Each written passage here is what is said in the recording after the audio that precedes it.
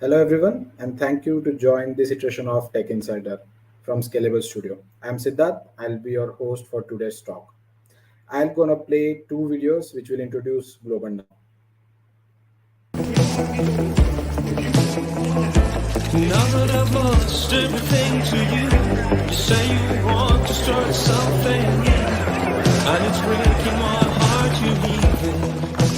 Baby, I'm grieving, but if you want to leave, then take good care. Hope you make a lot of nice friends out there, but just remember that a lot of bad everywhere.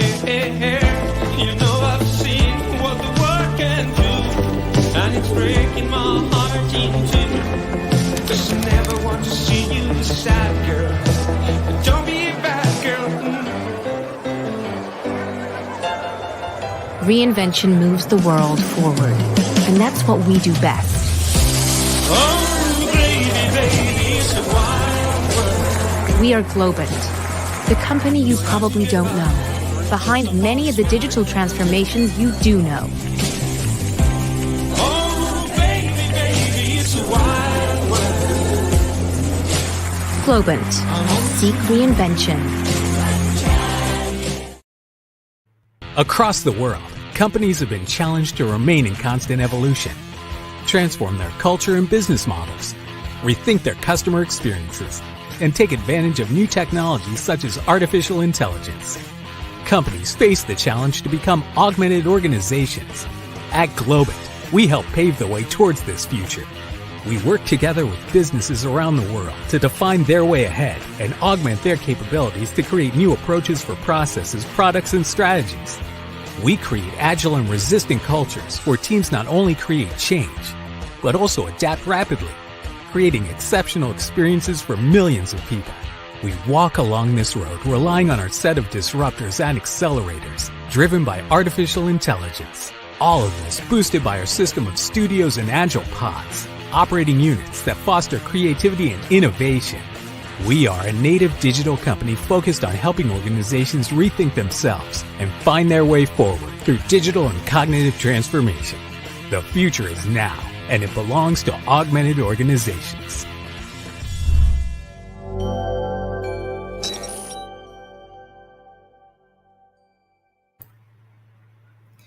And that's all about Globant. Now, I would like to introduce our today's speaker, Mudassar Sheikh, who is Node.js SME at Globant, and Neil Kumar Shah, who is Software Engineering SME at Globant. Mudassar and Neil will going to deep dive into every phase of Node.js in this talk. If you have any question related to this session, please drop them into Q&A. And now, over to the speakers.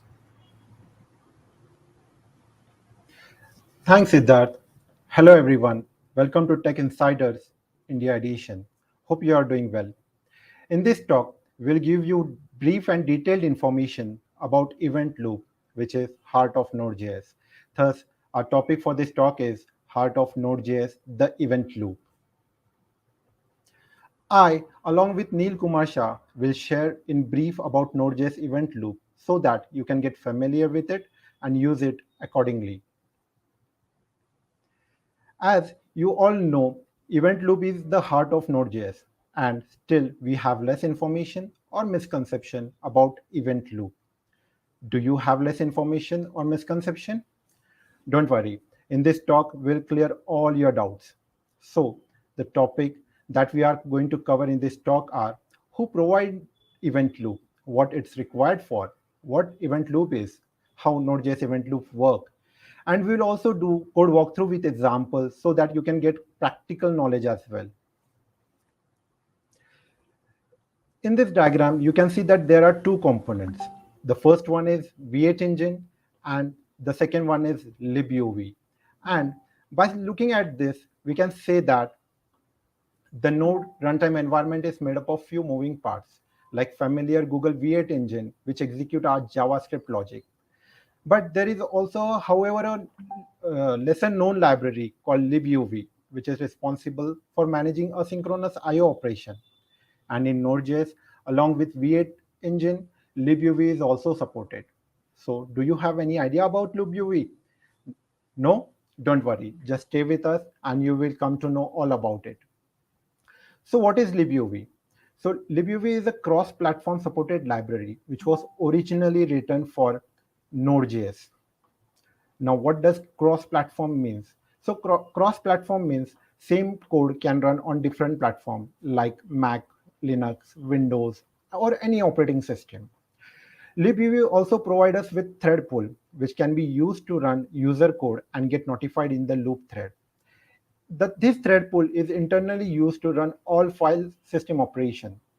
Thread pool default size is 4, but we can change it by changing the environment variable uv underscore thread pool underscore size to any value but max 1024. Now let's look into some important feature of libuv. So thread pool, asynchronous file and file system operation, asynchronous TCP and UDP socket, asynchronous DNS resolution are some features of libuv. But the main feature that libuv provides is full-featured event loop, which is platform-specific mechanism to achieve the best compatibility and performance. To achieve this, it uses epool for Linux, KQ for Mac OS, IOCP for Windows, and event port for Sun OS. As we have looked into libuv and got familiar now, so why it is required in Node.js runtime? Any idea? Please comment in chat if you have. But before understanding this, why it is required in Node.js runtime, let's understand one more thing. And that Google V8 engine, which is used by Node.js, is single-threaded. It means it has only one call stack, and that means doing one thing at a time. Means call stack can do only one thing at a time. So the V8 engine, which has been provided by Google, is a single-threaded. Then the question arises how it manages a lot of operations like network calls, DB operation, timer, file operation, which may take more time to complete an operation. So if we sum up all things with the previous slide, we have only single thread or single call stack to execute a line of instruction. So imagine, suppose any blocking instruction is coming into the call stack for execution. So it will block the entire call stack or Node.js. In this case, the entire Node.js process is blocked and it will be unresponsive until that blocking instruction get resolved. So there is a problem and question arises how it manages all other stuff like handling many requests simultaneously. And that's where the hero, the heart of Node.js, that is event loop take charge. And this is the reason why we required libuv in Node.js runtime, as it provides us with event loop feature.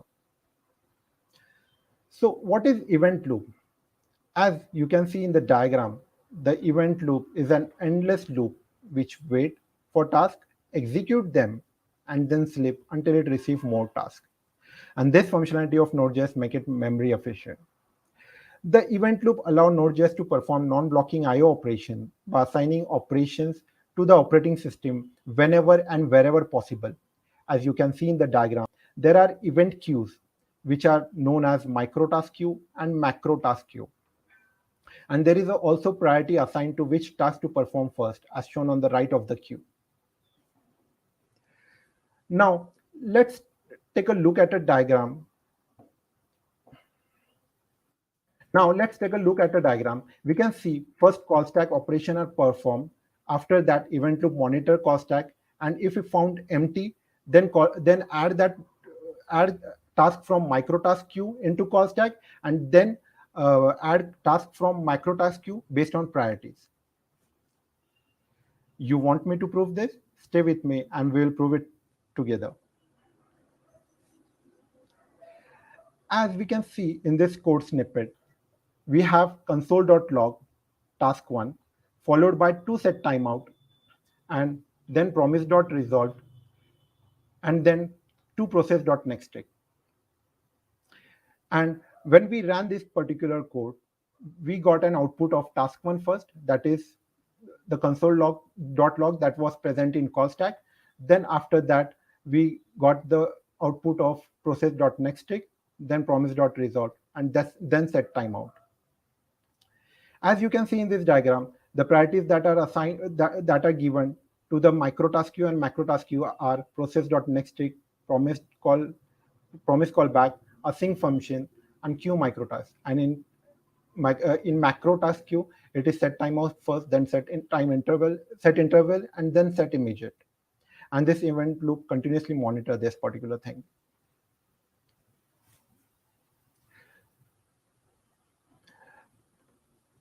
Now let's look at the event loop diagram. In this, the next tick, the and micro queue are displayed separately from the four other main queues because it is not natively provided by the libuv, but implemented in Node.js, and hence it has the highest priority. You can also see that there are four other phases like timer, IO event queue, immediate queue, and close handler queue are the four main phases.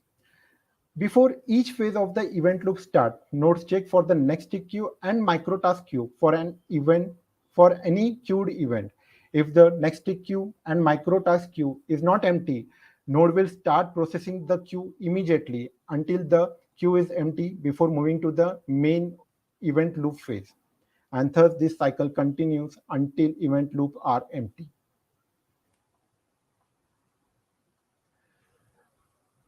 Now, this is the higher level architecture of Node.js system, and it also shows that major work behind the scene is done by libuv, that is event loop. You can see that major portion is being covered by libuv and event loop, which is the heart of Node.js. So let's understand it broad perspective. So when any application gets started and when it receives any request from client, then the related function is being added to the call stack. If that particular function is having some operation related with network call, DP operation, or IO operation, then it is added to the worker thread pool by the event loop, because event loop continuously monitor between call stack and the thread pool and event queues. So whenever any operation like network call, DB operation, or IO operation comes, then it is added to the worker thread pool, and that particular operation then performed by the threads. Then after that particular worker operation finish its process, then it send that particular thing to send that particular output to event queues. And when event loop find the call stack empty, then add that particular instruction or task to the call stack, and then the output is given to the application. So in short, we can say that event loop receive event such as new HTTP request, calls their callback function, and offload the most expensive task to the thread pool.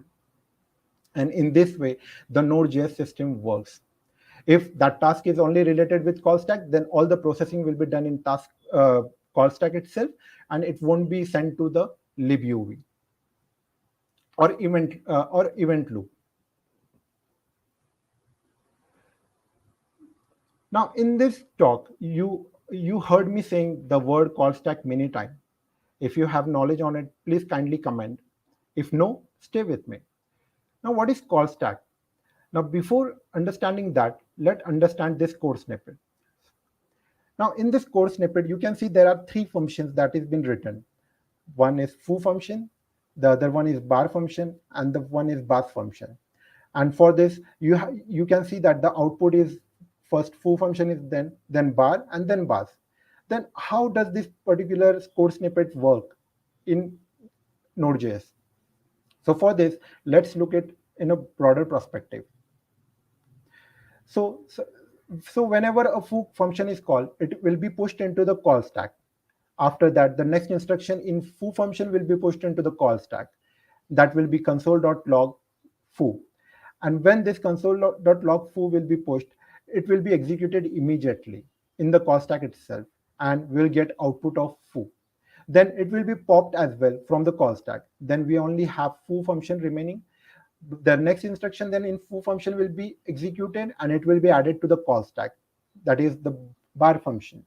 Then when the control goes to the bar function, then the instruction related with the bar function will be added to the call stack. Then after executing this console.log, it will be again popped from the call stack and we will have only foo and bar function remaining in the call stack. After completing the execution of instruction that are present in bar function, it will be also popped up from the call stack. Then we have only foo function left. Then the next instruction in foo function, that is bar function being called, will be added to the call stack. Then the same operation will be performed until we get an call stack empty. And in this way, we have received the output as shown before. Now, let's understand then what call stack is. So the call stack is used by Node.js to keep track of multiple function call. It is like a real stack in data structure where data can be pushed and popped. It follows the last in first out or first in last out principle. We use call stack for memorizing which function is currently running. So I hope you understand what call stack is. Now let's move ahead. There are a lot of misconceptions about event loop, and we are going to see them, but only few important ones shall be covered in this event. So the first misconception that we face, the event loop run in a separate thread in a user code, but that is not the reality. The reality is the event loop continuously monitor between call stack and the event queues. And when it found call stack empty, it just take the task from or output from the event queues and then just send it to call stack.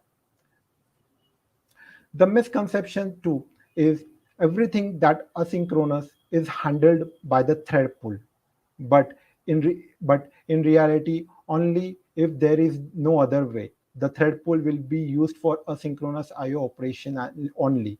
As I have previously explained you in architecture diagram, if the task is coming and can be handled on in call stack itself, then that will be processed in call stack instead of moving it to further event loop. So only network call, DB operation, that are the tasks that is been handled by event loop, so that the Node.js operation won't be stopped. Now misconception 3. So the event loop is something like a stack or queue, but in reality, it is not that way. The event loop is something. The event loop is something which continuously monitor between call stack and event queue. So it is not a queue or stack. It is a set of operating system operations that operating system codes that has been written, which continuously monitor between event queues and call stack.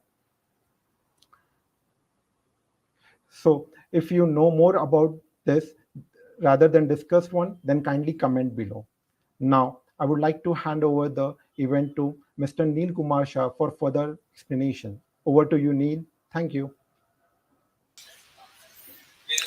Thank you, Mudda sir, for wonderful introduction on how event loop architecture works and clarifying few misconceptions about event loop.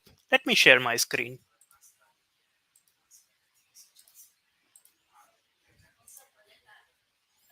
Now, let's understand in detail how event loop works with the help of its phases.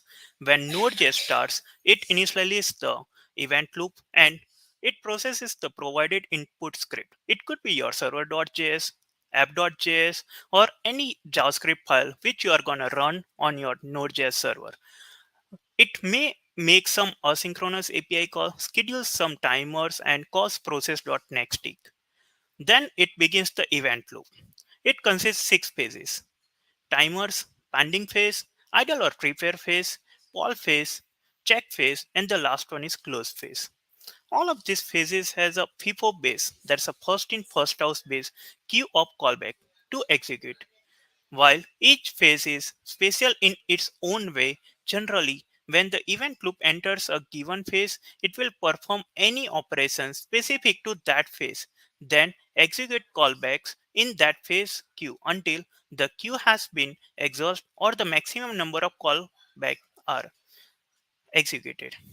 When the queue has been exhausted or the callback limit is reached, the event loop will move to the next phase and so on. Between each run of the event loop, Node.js checks if it is waiting for any asynchronous IO or timers, it stops. If event loop doesn't have any asynchronous IO or timers to be executed. Now, let's see how all these phases works. The first phase is timer phase. This phase executes callback scheduled by set timeout and set interval. A timeout timer is nothing but a Node.js object that runs a callback as soon as possible after the timer expires. You provide the callback and an optional delay parameter, which value must be in milliseconds when you create the timer. If you either do not provide a value or if you specify a value of 0, by default it sets to 1 millisecond. Set interval callback runs every time the timer expires after delaying the few milliseconds and repeats as long as the Node.js process is alive. Where in set timeout, once the delay has passed, the callback will run only once, unless you call clear timeout before the callback has chance to run. When you add a timer using set timeout or an interval using set interval, Node will add the timer to the timer's heap, which is basically a data structure that accessed through the libuv.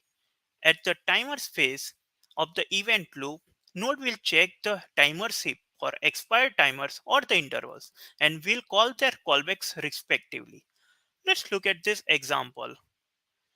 We have a set timeout function and we have defined 1000 milliseconds as a delay for this set timeout function callback. When you start executing this code, the first thing what it is going to print out here, as you can see in the output, is a hello node.js, the first console. Then it pushes or registers the callback for the timeout phase, the timer, and when the timer gets expired, that is after 1 second or 1000 millisecond, the callback will be executed. When this callback gets started executing, you can see the output as on the screen. Timeout callback executed after the 1 second, that's a delay, and some second it took after the timer got expired. This time basically depends on your process performance, and it is bound you know uh, on your CPU process. Okay, so this is how the timer phase works. Now let's move to the next phase, that is pending callback. This phase executes callback for some system operations such as types of TCP errors. For example, if a TCP socket receives e-connection refuse for attempting to connect, some system want to wait this kind of error to be reported. This will be queued to execute in the pending callback phase. The next phase is idle or prepare phase. It is a mostly used for gathering data and preparing what action should be taken on the next tick of the event loop. Technically, the event loop does nothing in this phase. It is idle and prepare to go to the next phase. There is no way to change the length or nature of this phase. During this phase, there is no mechanism in place to guarantee code execution. It is only used internally, so it does not have any impact on the actual event loop execution lifecycle. The next and important phase is poll phase. The poll phase has two main functions. It calculates how long it should block and poll for IO. Then it processes events in the poll queue. When the event loop enters the poll phase and there are no timer schedule, one of the two things will happen. If the queue is not empty, the event loop will iterate through its queue of callbacks, executing them synchronously until either the queue has been exhausted or the system dependent hard limit is reached. If the call queue is empty, one of the two more things will happen.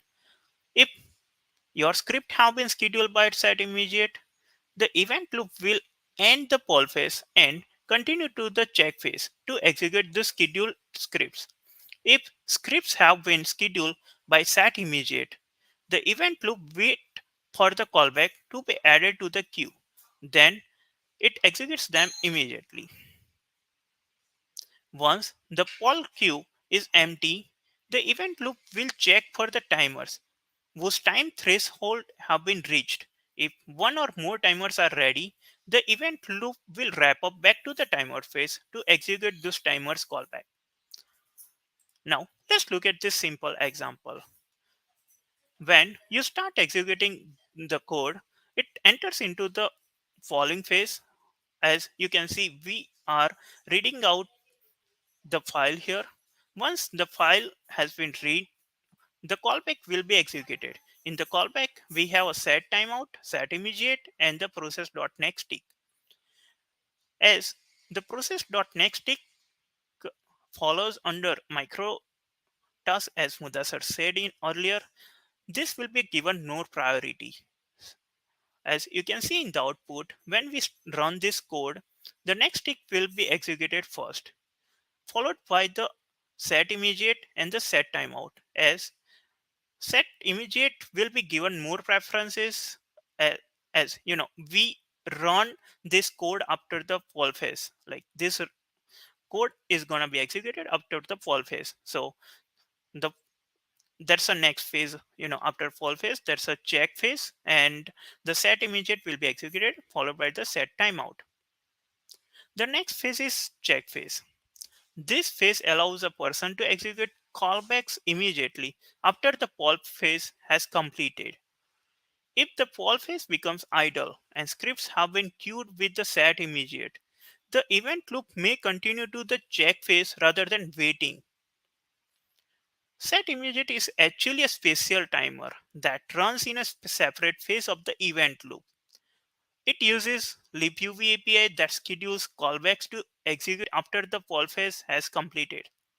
Generally, as the code is executed, the event loop will eventually hit the poll phase where it will wait for an incoming connection or the request or etc. However, if a callback has been scheduled with set immediate and the poll phase becomes idle, it will end and continue to the check phase rather than waiting for the poll events.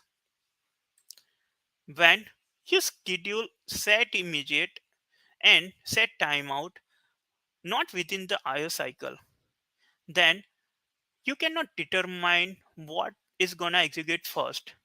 The order in which these two timers are going to execute it completely non-deterministic, as this completely bound by the performance of the process. As you can see in the output, when we ran this code first time, node timer.js, it produced this output. It executed set immediate first, followed by timeout. When we ran second time, it executed first again the same code, immediate then timeout. When we execute it third time, again it produces the same output. That's a immediate followed by the timeout. But when we ran the same code fourth time, you can see it ran first timeout followed by the immediate. So this the order in which these two functions are going to execute, it is completely non-deterministic. It is completely bound to the performance of the process. Now, let's move to the last phase of the event cycle, that is close callback. In this phase, the event loop executes callbacks associated with the closing events like socket.on close or the process.exit. Let's look at this simple example. We have a listener for the exit event. Once we have placed inside the set timeout and one we have outside that. So we also have set timeout and set immediate. As you can see from line number 1 to 7, we have set timeout and its callback. Then we have a process.on exit event listener followed by the set immediate. When we run this code, first thing what it is going to execute is set immediate, as we have some delay for set timeout. As you can see in the screen, the set immediate callback has been executed first, the immediate output. Then it proceeded once the timer has expired, it started executing set timeout callback. And you can see we have a timeout here. Then we have two listener.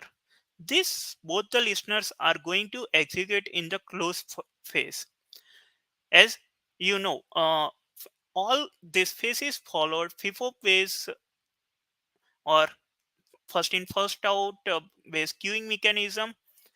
The first callback which we register or the node register was this close callback one. Then it registered close callback two. So the output or the execution flow is gonna remain same. As you can see here, it executed close callback one followed by close callback two. Now this covers event loop phases. Well, we understood how event loop works and all the our Node.js execution, how it handles by the event loop. As a developer, it is our responsibility to design our solution in such a way that it does not block the event loop. Then question comes, why should we not block the event loop? Let's first understand what code runs on the event loop. When Node.js application completes an initialization phase, that's requiring modules, registering callbacks for the events, Node.js applications then enters the event loop. It responds to the incoming client request by executing the appropriate callback.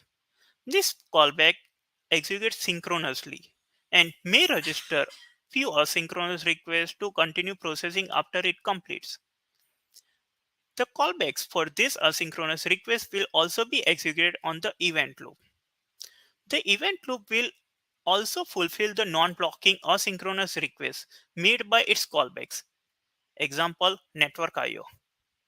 To summarize this, the event loop executes the JavaScript callbacks registered for events and it is responsible for non-blocking asynchronous requests like network IO. We also have a worker pool, which is implemented in Libyov and exposes general task submission APIs. Node.js uses the worker pool to handle expensive tasks. This includes IO for which an operating system does not provide a non-blocking version, as well as particularly CPU intensive tasks. There are two Node.js module APIs that makes use of this worker pool. IO intensive such includes DNS and file system related executions, and CPU intensive includes crypto zatlib modules. All file system APIs except FSWatcher and those that are explicitly synchronous use Libyov's thread pool, and all zlib APIs except those that are explicitly synchronous use Libyov's thread pool as well. In truth, like as earlier said by Mutasar, that event loop does not actually maintain a queue. Instead, it has a collection of file descriptors that it asks the operating system to monitor using a mechanisms like epoll, KQ, event pods, or IOCP. Because Node.js handles many clients with few threads, if a thread blocks handling one client request, then pending client request may not get a turn until the thread finishes its callback or task. The fair treatment of client is responsibility of your application. This means that you should not do too much work for any client in a single callback or task. This is part why Node.js can scale as well. But it also means that you are responsible for ensuring fair scheduling. You should make sure you never block the event loop. In other words, each of your JavaScript callbacks should complete quickly. This, of course, also applies to your awaits, your promise.then, and so on. There are a couple of guidelines that will help you to not block the event loop. You can upload your heavy tasks to the worker threads. Try always avoiding using sync versions of functions in modules like file system, crypto, zadlib. When you are dealing with the JSON and especially large JSONs, be careful as JSON.parse or JSON.stringify are other potentially expensive operations. It is going to take a lot time to parse or vice versa. Try to always avoid writing too complex regular expressions. It takes a lot time to resolve that. Suppose you want to do complex calculations in JavaScript without blocking the event loop. You have majorly two options. You can partition your code or you can offload that. So that covers why you should not block the event loop. When we talk about the event loop, we also talked about the next tick, but that didn't come into the picture of the phases. The interesting fact here is process.nextTick is not technically part of the event loop. Whenever, because it allows you to star your IO by making recursive process.nextTick calls. It actually prevents the event loop from reaching the poll phase. So process.nextTick can create bad situations. So be aware where whenever you make the use of process.nextTick. Now we have a small code snippet. If you are on your system, you can try to run this code or just try to guess what could be the output here. The interesting fact here is when you run this code, so as you can see in the screen, we have a four set timeout functions here, and we have a promise.resolve in one of the set timeout callback. When you run this code in the browser, you are going to get output like the timeout 1, 2, followed by the promise resolve, then timeout 3 and 4. But when you run the same code snippet versions, Node.js versions below 11, you are going to always going to get this output. Timeout 1, 2, 3, 4, followed by the promise resolve. So when the Node version 11 introduced, the next queue was executed between each phases of the event loop. But before Node.js version 11, promise callbacks were also executed between each phase in the event loop. However, starting from Node.js version 11, event loop jumps to the microtask queue whenever microtask is added to the next tick queue as a part of the execution of the program. And this also applies to your next tick queue also. Now, let's try to resolve this quiz. This covers the, whatever we ran so far. Okay, so just try to guess what it could produce as an output.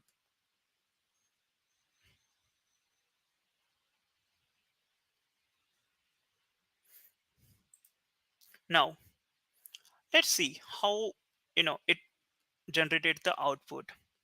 This can also help us to understand how event loop and its phases got executed in which order. So as you can see, we have here 5 promise.resolve, then we have a 2 set immediate, then we also have the 3 process.nextTick. Then we have a set timeout followed by set immediate.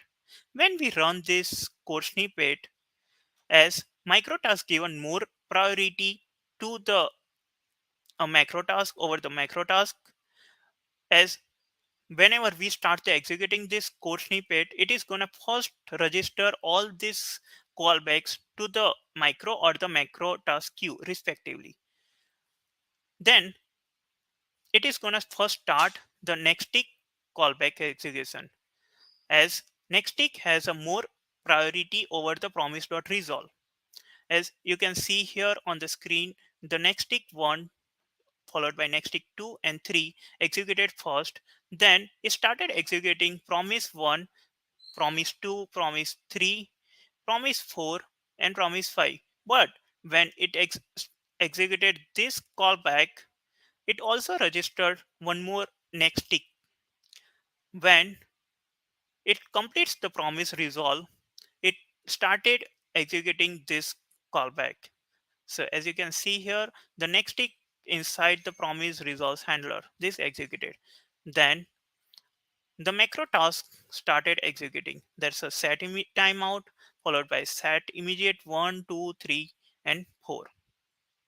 This helps us to understand how the code execution takes place when we have the micro and micro task running in the code same IO cycle.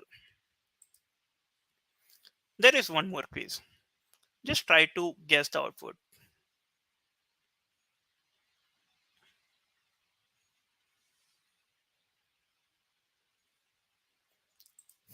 Well, if you have guessed something like this, you are correct. Now, let's understand how actually this executed. As we have the first script start, the console, it printed out this. Then we have the set interval, it registered this set interval callback. Then we have the set process.next tick. It registered the callback for the process.next tick. When the execution started, it first executed this callback as next tick has a more priority than the timer phase, that is set interval. Now you can see here on the screen, it executed first next tick 1. When it completed this, it also had one more process.nextTick. Now, it also registered one more process.nextTick callback to execute, and it executed immediately. By the time this got executed, this is ready to execute the set interval function. So, as you can see, we have the infinite, the set interval functions. You can stop executing set interval by clear timeout function. Now, we have one more code snippet. This, if you are guessing something like this, again, you are right. If not, let's understand how this executed. As you can see, we have a set interval here, followed by set timeout. Then we have a promise.resolve.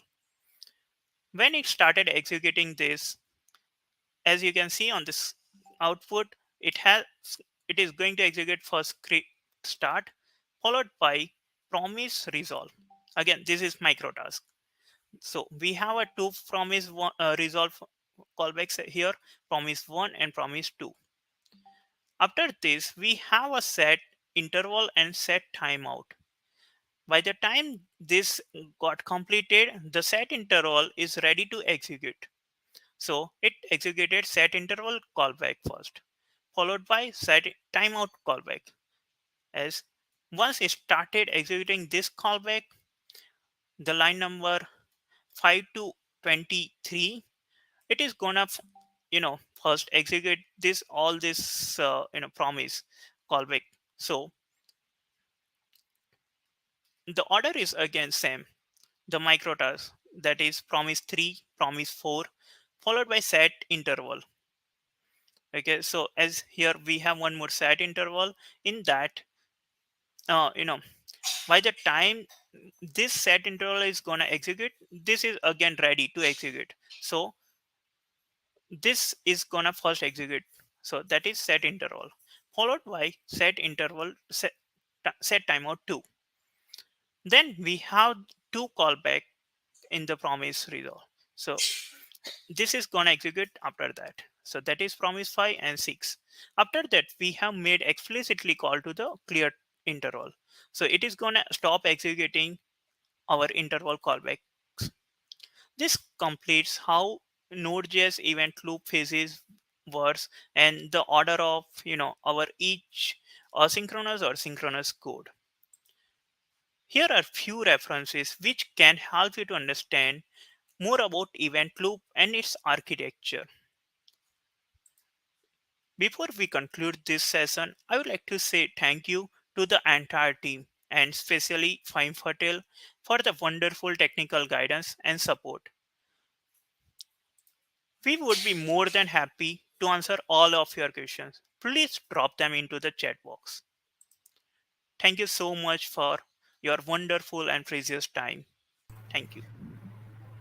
Thank you, Mudassar and Neil, for that wonderful talk. And I also would like to thank all of you for taking your time out to attend this talk. Thank you.